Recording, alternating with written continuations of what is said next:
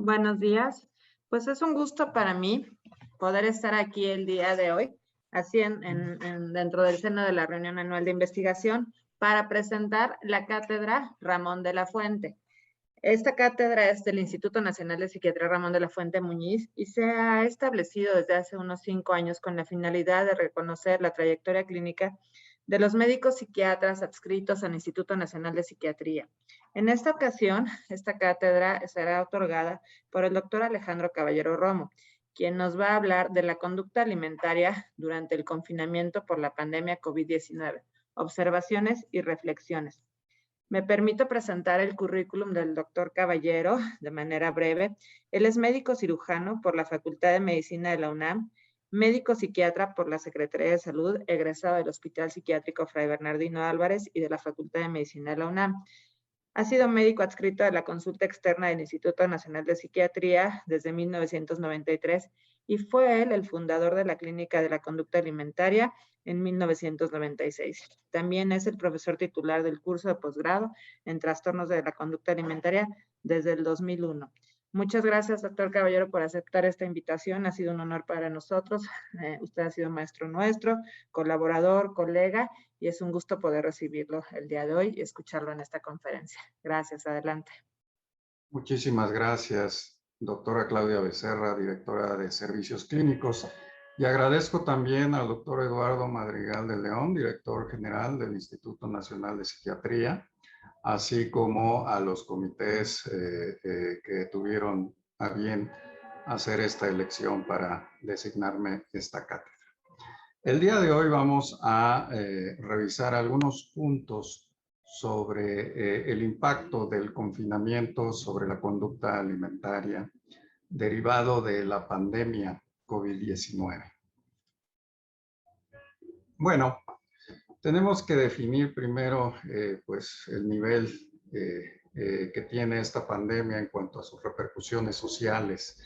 Puede ser un desastre porque hay una disrupción severa en el funcionamiento rutinario de la sociedad debido al impacto de este evento adverso, tanto en lo físico, lo biológico o lo antrópico o antropológico.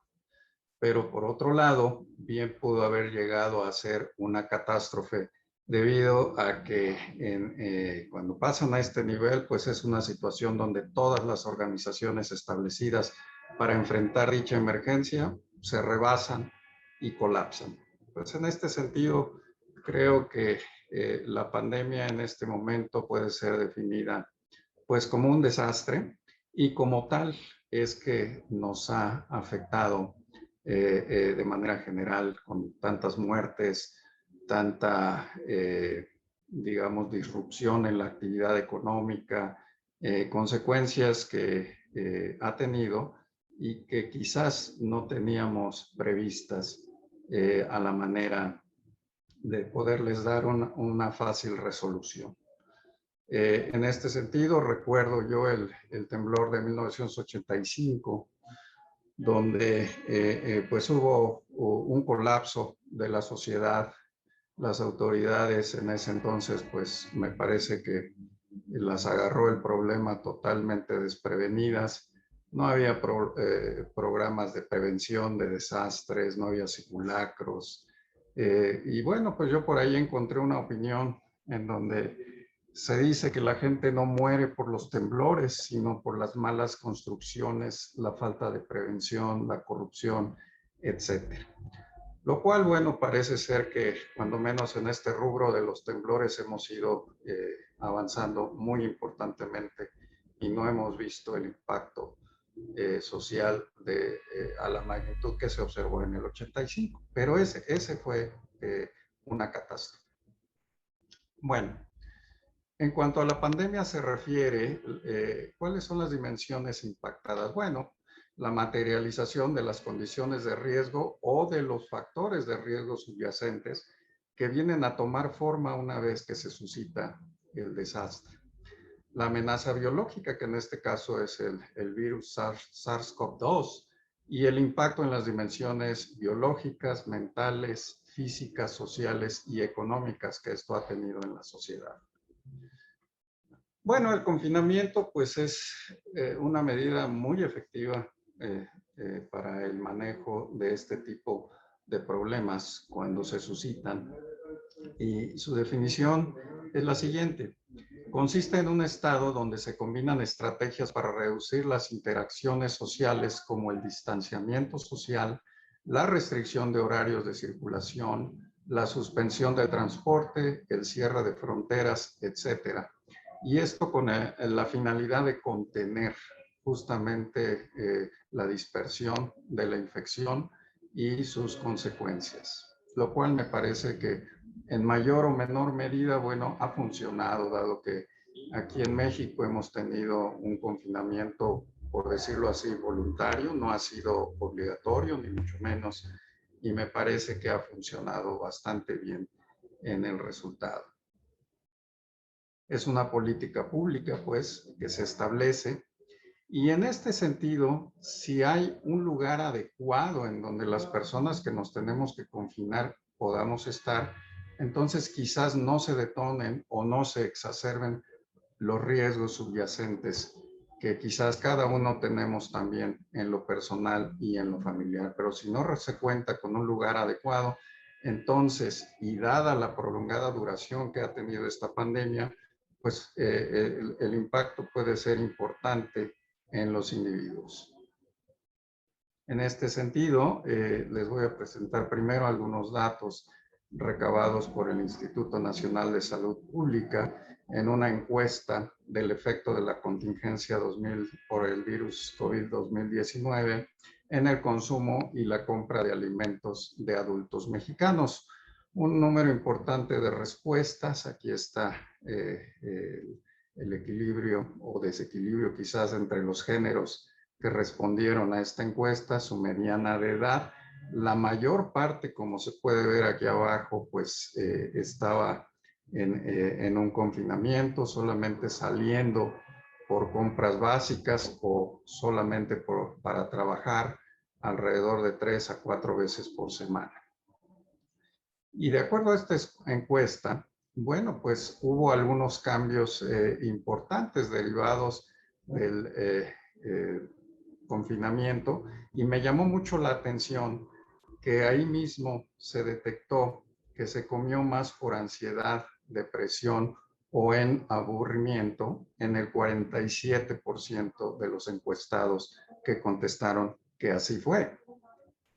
Por otro lado, en relación a la ansiedad, la población encuestada admitieron en su mayor parte que la ansiedad detonó estos consumos de alimentos de manera, digamos, importante y básicamente de alimentos considerados no saludables.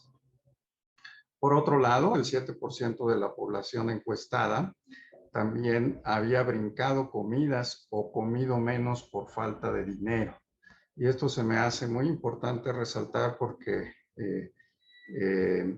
hay que considerar que esta condición que desgraciadamente todavía observamos en nuestra sociedad también constituye un factor de estrés por obvias razones en esta población que tuvo que saltar comidas, dejar de comer por falta de ingreso familiar.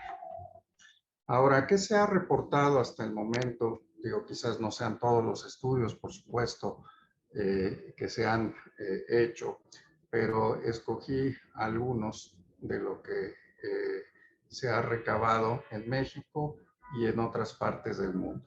En este estudio de un grupo de la Universidad de las Américas en Puebla, detectaron que las mujeres realizan un mayor número de comidas comparado con los hombres, así como ellas mismas consideraban tener una alimentación más saludable antes del confinamiento que a partir del mismo. El 27.9, casi 28% de las mujeres consumen más alimentos frescos comparados a los hombres, mientras que las mujeres incrementaron también el consumo de dulces o postres en comparación con el sexo masculino. Y no se detectaron diferencias en el consumo de bebidas azucaradas o comida chatarra entre ambos sexos. Bien, Este otro estudio, en donde, bueno, pues este es transnacional, estuvo México incluido, junto con Argentina, Brasil, Perú y España. Se reportaron que no había realmente muchos cambios en relación al preconfinamiento en la mayor parte de los participantes en cuanto a sus hábitos alimentarios correspondía, mientras que la elección de alimentos no saludables predominó más en México y Perú, y que la ansiedad nuevamente, de manera concomitante, se relacionó con el empeoramiento en la elección de alimentos observado. Por otro lado, también hubo cambios en las horas de sueño, o sea, aumento o decremento, esto seguramente relacionado pues, con la cantidad de horas disponibles para dormir y los cambios en las rutinas de sueño de la población encuestada. En esta misma publicación se destaca esta gráfica en donde estamos viendo que México particularmente reportó un incremento en las comidas entre comidas, en la alimentación entre las comidas principales, lo cual puede ser un reflejo de picoteo entre comidas. Ahora bien, ¿por qué el confinamiento tiene efectos en la salud mental? Bueno, muchos de los estudios que tuve a bien revisar hablaban del aburrimiento y las consecuencias afectivas relacionadas al mismo. En este sentido, el aburrimiento relacionado con la depresión y la ansiedad era más marcada en sujetos con trastorno por déficit de atención e hiperactividad, por obvias razones, ¿no? La capacidad reducida para lidiar con emociones negativas e incremento en la agresividad y la impulsividad. Esto también es esperable cuando tenemos personas que están confinadas pues en contra de la voluntad realmente, ¿no? Esto fue por una necesidad para combatir la epidemia, así como la búsqueda de sensaciones nuevas y probablemente adictivas que denotaron varias personas encuestadas. La propensión al aburrimiento es menor en personas con buena autoestima, capacidad de autocontrol y capaces de interesarse por la vida, lo que hace que le den sentido a su vida. Y esto es muy importante. Por eso es que quizás las personas que rebasamos cierta edad, quizás ya la madurez o la posmadurez, pues somos mucho más adaptables a estar confinados que la población joven por razones naturales de su desarrollo también. Bueno, en este sentido, han surgido condiciones que facilitan el empeoramiento de un trastorno alimentario preexistente o la aparición de nuevo. Un trastorno alimentario que quizás estaba latente y que solamente necesitó de un detonante como fue el confinamiento y sus repercusiones psicológicas para aparecer, o el empeoramiento de algún trastorno alimentario previo. Esto puede también tener que ver porque mientras más tiempo se pasa en casa hay mayor acceso, más facilidad al acceso de los alimentos que tenemos en la misma. Y en este sentido, bueno, pues quizás se facilitarían conductas como el picoteo, el atracón objetivo, ¿sí? Etcétera, en casa. También puede ser que que haya mucho alimento en casa angustie a las personas que restringen la alimentación, como es el caso de las pacientes del espectro anoréxico. Por otro lado, hay una menor actividad física, mayor miedo a aumentar de peso con reforzamiento de comportamientos rígidos y estereotipados, de acuerdo a este otro estudio reportado en Europa. El mismo también señala un incremento en las tasas de trastorno por estrés postraumático. Vaya que esta entidad fue reportada casi de inmediato en China por los investigadores allá, con una mayor intensidad sintomática en las mujeres y que las personas que tenían una mejor calidad de sueño eran las que menos estaban propensas a sufrir este trastorno, de acuerdo a la escala de trastorno de estrés postraumático en su versión número 5. Bueno, ¿cuál ha sido el impacto de la pandemia en personas con trastornos de la conducta alimentaria? El incremento de la urgencia de tener un atracón objetivo derivado de la ansiedad o de emociones disfóricas. La ansiedad por la disponibilidad de alimentos en el entorno. Esto, como se lo señalaba, en el espectro anoréxico. El temor por empeorar o por encontrarse con un ambiente pleno de detonantes o por falta de redes de apoyo, así como temor a no encontrar opciones que se ajustaran a sus planes de alimentación, son puntos a considerar cuando las personas están confinadas. Asimismo, el empeoramiento sintomático observado en 1/3 de todos los grupos diagnósticos reportados en este estudio que cito abajo. Esto quiere decir que una vez que las pacientes ya estaban diagnosticadas, 1/3 de ellos empeoraron de una manera importante. Por otro lado, la autodirección estaba disminuida y esto se asociaba con el empeoramiento del trastorno de la conducta alimentaria, lo cual quiere decir que mientras mejor autodirección tengamos, menos probabilidades de empeorar el trastorno alimentario. Dicho hallazgo se asocia a estrategias de afrontamiento menos adaptativas, resultando en incrementos ponderales, y las pacientes con anorexia nervosa o con otros trastornos alimentarios y de la ingestión de alimentos especificados mostraron mayor deterioro. La sintomatología también ha sido afectada por el confinamiento. Me refiero a la sintomatología de los trastornos alimentarios. Se ha observado que la anorexia y la obesidad respondieron durante el confinamiento de manera favorable al tratamiento, mientras que los otros trastornos alimentarios y de la ingestión de alimentos especificados mostraron un incremento en la sintomatología. La bulimia nervosa, pues aparentemente sin cambios de acuerdo a este estudio, que por cierto es un estudio en donde se le da validez a la escala CIES, que quiere decir COVID Isolation Eating Scale, bastante interesante para medir las conductas alimentarias durante el aislamiento. Bueno, en esta gráfica, en esta figura o tabla, les presentamos aquí una serie de datos, no me puedo detener a detallarla demasiado, pero sí llamar su atención acerca de estos dos grupos, tanto el de los trastornos alimentarios en general como particularmente las pacientes con anorexia nervosa que reportaron comparadas con controles, ¿sí?, con la población general, más que controles, población general, un mayor incremento en tanto la depresión como ansiedad reportados, por ejemplo, en la población con trastornos alimentarios, un 11.4% versus un 7% en depresión, 8.5% en ansiedad versus el 6%, mientras que cuando es extremadamente severa, subió en la depresión en todos los trastornos alimentarios a 27.3% versus 7.4% de población general,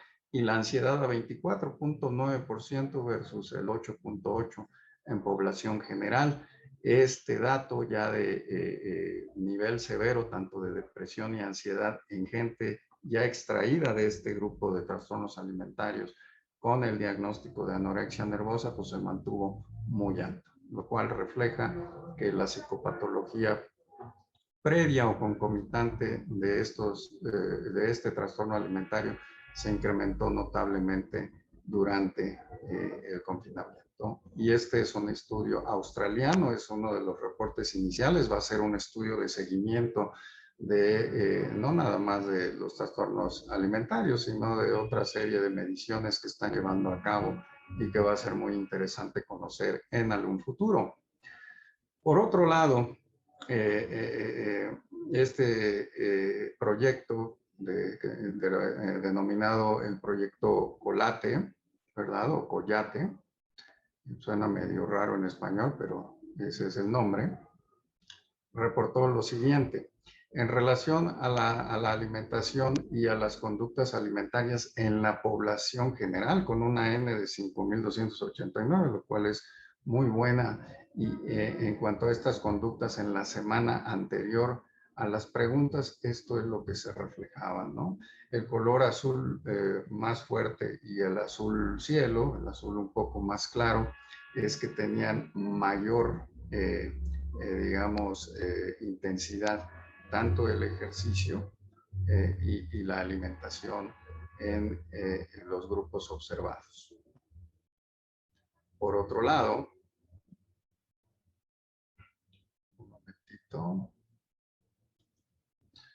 Por otro lado, en la población con anorexia nervosa, ¿sí? en un grupo con anorexia nervosa, se observó que se incrementó el ejercicio físico, se incrementan de manera en el 16% las conductas purgativas, la restricción, vean ustedes, 33 más 34, pues es un 67% de esta población encuestada reportó un aumento de estas conductas, mientras que el atracón, aunque aquí la pregunta que hicieron no denotaba, por lo que pude leer, lo que es básico en un atracón objetivo, que es la pérdida de control, probablemente se esté confundiendo aquí con sobrealimentación, pero también denotaron aumento, una parte, un porcentaje importante de estas pacientes.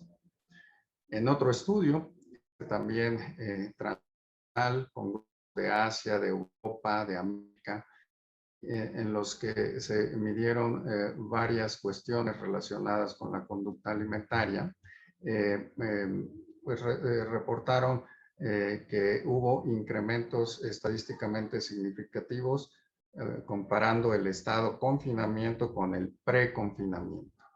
Aquí me llama la atención porque aquí sí se preguntó la pérdida de control al comer, ¿no? Lo cual es una característica del atracón objetivo, en que se reporta un incremento de esta sensación de pérdida de control durante la alimentación en la etapa del confinamiento.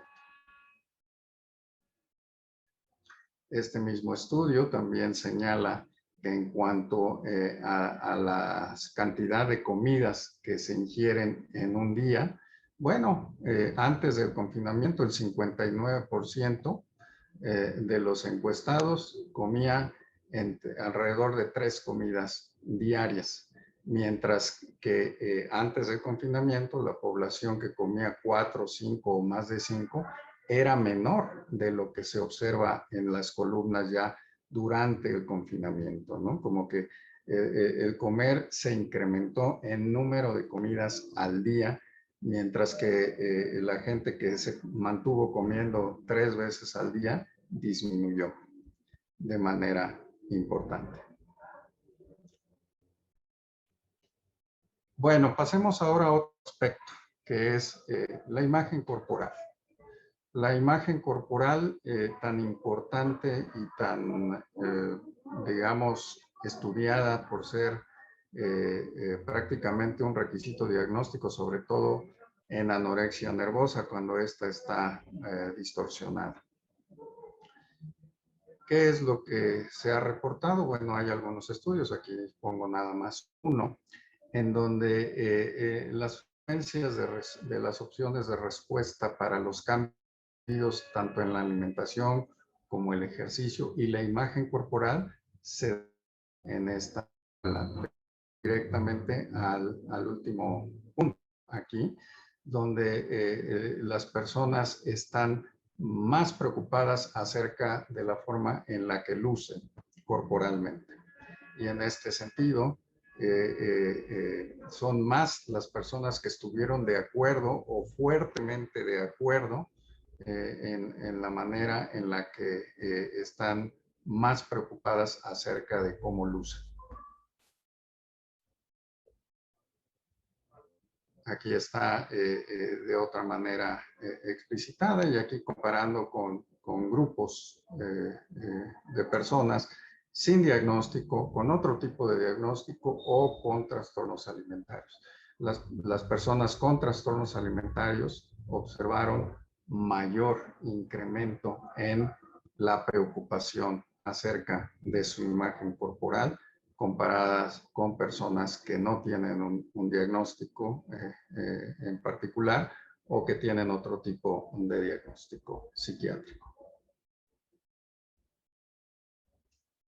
Bueno, hace algún tiempo, hace realmente un par de semanas, uno de mis compañeros aquí en el instituto del área de hospitalización tuvo a bien mandarme un artículo ya muy viejito y que hace muchos años leí acerca de la concepción de la imagen corporal en las mujeres. Y este artículo empieza hablando de esta pintura, ¿no?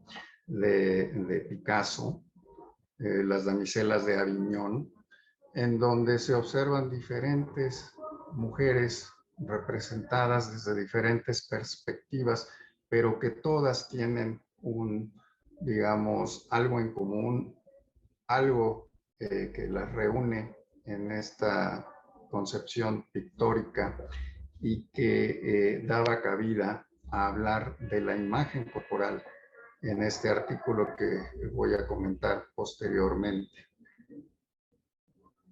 Pero antes que nada, pues comenzaremos reflexionando un poquito acerca de la distorsión de la imagen corporal propia. La imagen corporal es un fenómeno muy complejo que se sustenta en lo afectivo, lo cognitivo, lo perceptivo y obviamente con repercusiones conductuales en las pacientes con trastornos alimentarios. No es solamente el hecho de observar que mi cuerpo está cambiando de forma o de tamaño, sino más bien es esta interacción entre los fenómenos afectivos y cognitivos que pueden interactuar para exacerbar una distorsión de la imagen corporal en una persona afectada por trastornos alimentarios con cualquier detonante, no necesariamente la comida, aunque esto es lo más frecuente, ¿no? Las pacientes que cuando ingieren algo que no esperaban comer, sienten que su cuerpo cambia de forma o cambia de tamaño justo en ese momento. Pero hay también pacientes que frecuentemente nos dicen que ante emociones diferentes que no tienen que ver nada con la comida, pero que sí tienen que ver con estados disfóricos, particularmente detonan distorsión de la imagen corporal. Esta es una característica fundamental, como les decía anteriormente, para el diagnóstico de la anorexia nervosa. Y esto fue propuesto por la doctora Hilde Bruch. Ahí está mal escrito, ahí dice Burch, me autocorrigió el PowerPoint, pero es Hilde Bruch, quien fue pues una gran psiquiatra, una mujer que venía de Europa, que se hizo médico en los Estados Unidos por ahí de la posguerra, Segunda Guerra Mundial, y que finalmente, además de hacer psicoanálisis, pues se dedicó a dar grandes aportaciones al estudio de los trastornos alimentarios, y ella fue la que propuso justamente la imagen corporal y su distorsión como un síntoma medular en el diagnóstico de la anorexia nervosa.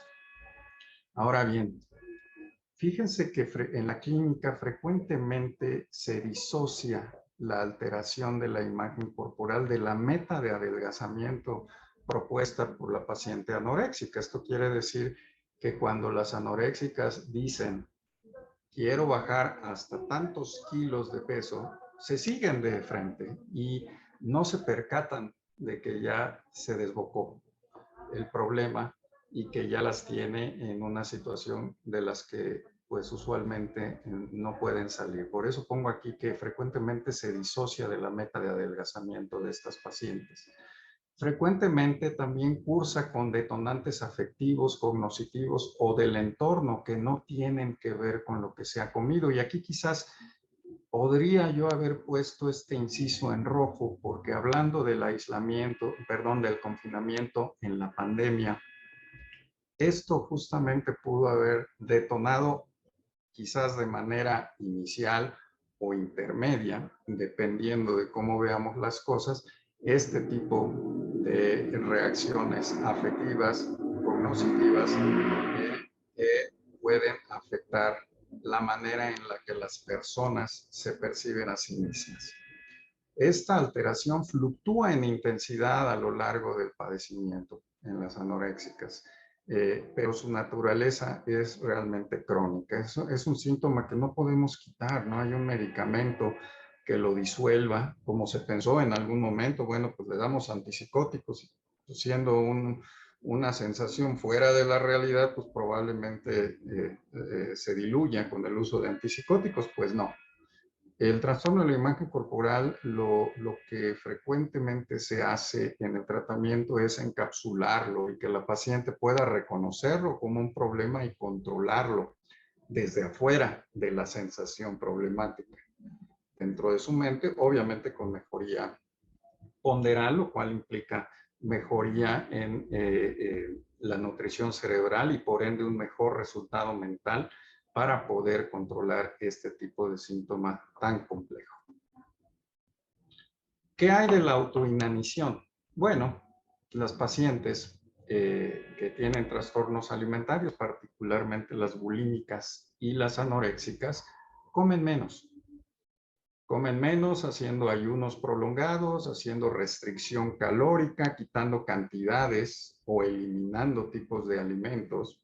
Y esto lo hacen de una manera constante y las más constantes son las anoréxicas porque las bulímicas pueden tener periodos de ayuno y restricción prolongados, pero finalmente terminan en un atracón y luego en una conducta compensatoria.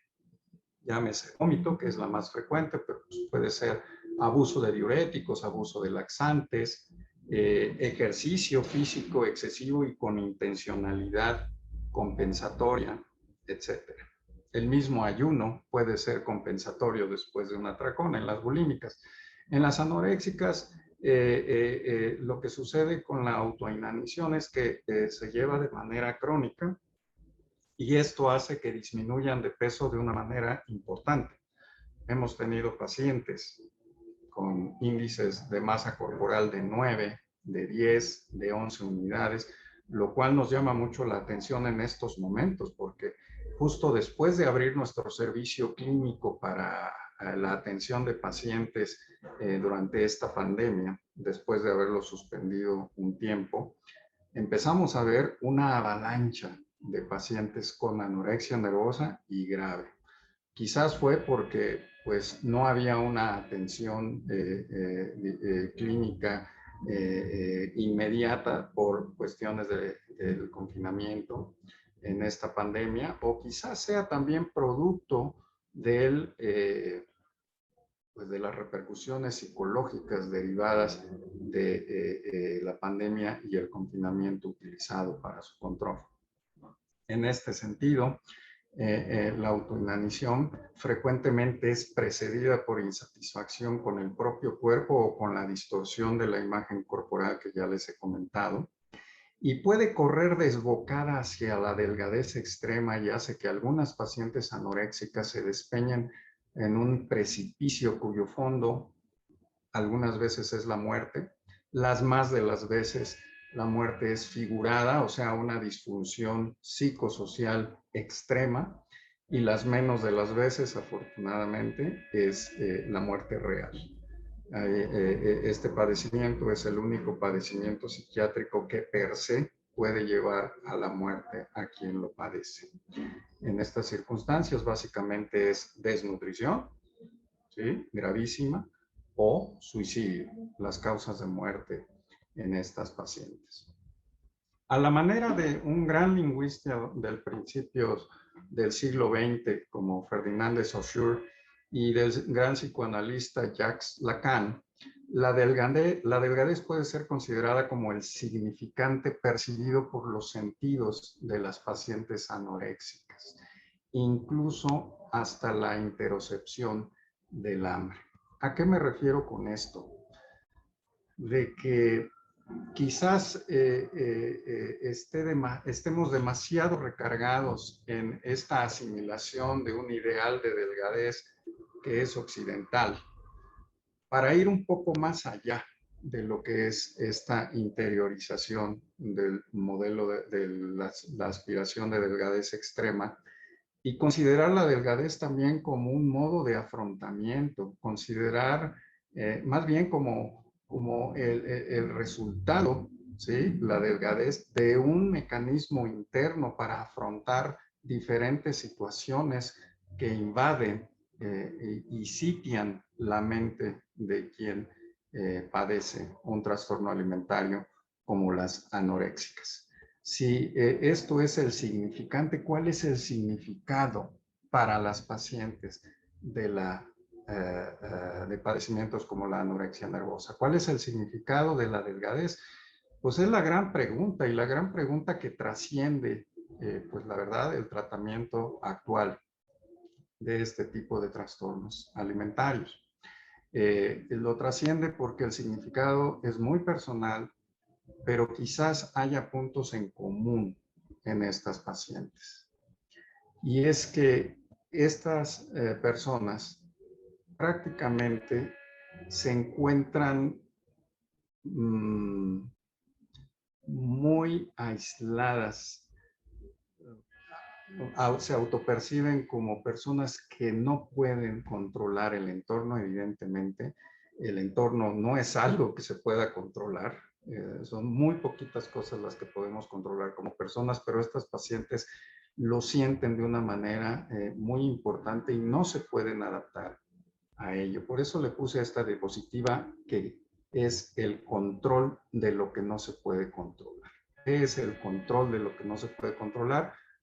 Pues justamente el significado de lo que es la delgadez para poder afrontar las emociones adversas, para poder afrontar los miedos, para poder afrontar la sensación de pérdida de control, ya que lo único que estas pacientes pueden controlar de una manera espectacular es su propio peso y lo que comen para lograr pesos muy bajos.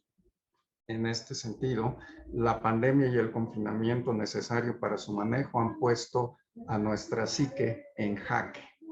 Esto es en general. La incertidumbre de las personas afectadas por un trastorno alimentario acerca de la disponibilidad de alimentos seguros, de su tratamiento en curso, ¿sí? Que pudo haber sido dado en telemedicina, como lo hemos hecho aquí en el instituto. El encierro, el aburrimiento y el omnipresente espejo, tanto físico como psicológico, en estas pacientes. Y en las situaciones diversas en las que la pérdida de control abruma a las personas con un trastorno alimentario, lo único que pueden controlar, como les decía hace unos minutos, es su cuerpo de una manera ascética, y lo que se come, transfigurando esta sensación de hambre y sacrificando el hedonismo del acto de comer. Transfiguran el hambre porque estas pacientes dicen dejar de sentir hambre, y a veces parece ser que el hambre se manifiesta como emociones de carácter disfórico. Y por otro lado, son pacientes que no disfrutan el sabor de los alimentos, y que en estudios de neuroimagen, ¿verdad? Los alimentos, en lugar de provocar activación de las áreas de la recompensa, provocan más miedo, ¿sí? Observado en la activación de la amígdala cerebral. En este sentido, es un trastorno muy complejo, muy interesante en su naturaleza y muy social en cuanto a su presentación clínica, ¿sí? Más allá de la imagen corporal, bueno, tenemos a la distorsión de la imagen corporal y a la fobia a engordar, que no son los motores universales del rechazo autoimpuesto a comer, del rechazo que estas pacientes se autoimponen al hecho de comer, ¿sí? Esto es una opinión de ese artículo que me prestó este amigo del área de hospitalización hace unos días, cuyo título se me hace bastante bueno para empezar, más allá de la imagen corporal, la integración de las teorías feministas y transculturales en el entendimiento de la autoinanición. Un segundo punto que quisiera yo comentar es que la transición a la adultez o la transición cultural denominada aculturación causa mucha angustia por no poder cumplir con las expectativas propias de las pacientes o lo que las pacientes sienten que otras personas también esperan de ellas. Este es un punto medular cuando tratamos de entender cuál es el significado de la delgadez y de la autoinanición para estas pacientes. Las pacientes recuperadas de anorexia nervosa han referido que el haber sido, digamos, comprendidas ha sido fundamental en la remisión del trastorno alimentario. Esto es, digamos, una llamada de atención para los clínicos. Las pacientes que se recuperan frecuentemente refieren que la parte importante de su recuperación es que fueron comprendidas. Fue como que lo que puede detonar que la paciente se pueda enganchar al tratamiento. Yo me imagino a estas pacientes en un pozo muy profundo, quizás en ese abismo que yo les mencionaba, cuyo fondo es la muerte física, pero que están agarradas de un peñasco que sobresale de ese precipicio y que cuando ven la cuerda que les tiramos para sacarlas de ahí a través de un tratamiento, no toman la cuerda hasta que no sienten que esta cuerda que las puede sacar de ahí conlleva este aspecto de la comprensión del problema y el poderles asegurar y tranquilizarlas de esta misma forma de que no necesitan autosacrificarse para poder manejar estos problemas que son de diferente índole y que ellas las sienten abrumadoras. Por otro lado, tenemos el dilema de la anorexia nerviosa atípica. De hecho, esta anorexia nervosa existe en la clasificación actual del DSM-5 de los trastornos alimentarios. De acuerdo a esta clasificación, la anorexia nerviosa atípica es aquella en la que la disminución ponderal, si bien ha sido aguda, no ha llegado a la desnutrición o al bajo peso en las pacientes. Pero yo más bien no me refiero a la anorexia nerviosa atípica en ese sentido, sino en el otro, ¿sí? En la utilización, se baje o no de peso, del significado de la delgadez extrema y de la autoinanición para manejar los problemas. En estas circunstancias, el comportamiento anoréxico refleja la patología de una sociedad, de una cultura absorta en ponerse a dieta. Pues sí, no es de sorprender que si yo me siento abrumado por la realidad externa o mi realidad interna, ¿sí?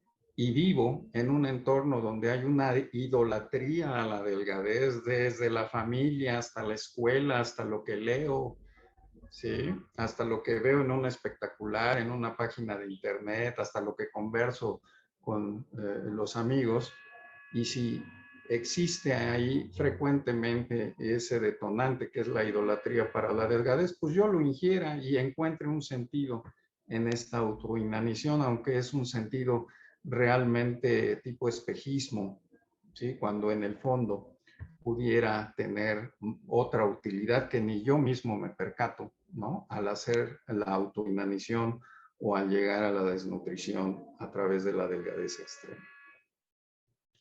Los trastornos alimentarios, especialmente la anorexia nervosa, pueden ser resultado de la diferencia universal entre hombres y mujeres, entre el establecimiento de la autodefinición y el autocontrol. En este sentido, bueno, es una de las opiniones de Katzmann, quizás un tanto debatible, ¿no? Pero que en el fondo parece reflejar, o cuando menos en opinión de CAT-SPAN esta diferencia de presentación de la anorexia nervosa entre mujeres y hombres.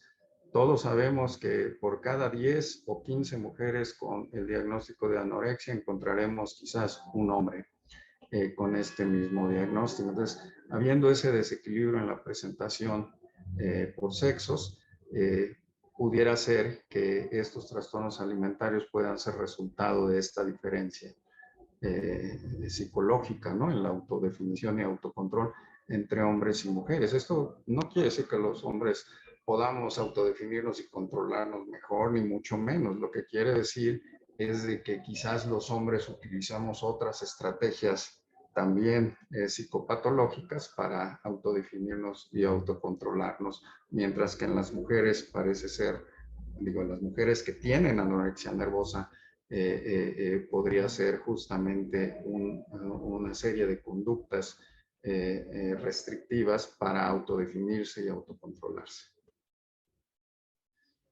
Bueno, pues no estoy llevando a cabo mi cronómetro, pero creo que el tiempo estará ya por terminarse. Yo deseo agradecerle muchísimo, particularmente a nuestro maestro, el doctor Ramón de la Fuente Muñiz, fundador de este instituto, quien hace muchos años, por ahí de 1993, pues me dio la oportunidad de participar en este trabajo institucional y del cual me siento yo muy orgulloso y muy agradecido y muy leal, por cierto, también al trabajo que se hace en esta gran institución. Consideré un honor, no me lo esperaba, el que me designaran esta ponencia.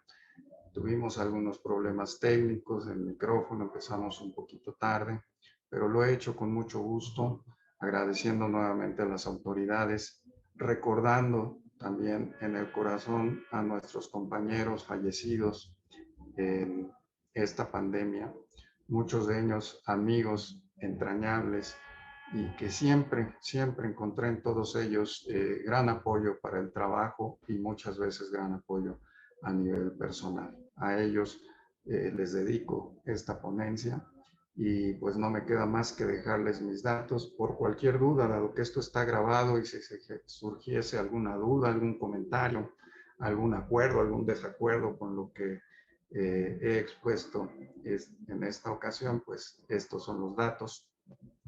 Y bueno, los dejo con Selene, que para mí es un espectáculo siempre que la podemos ver en esas noches, y lo que para mí significa esa media luna es que la luz ya está por cubrirla.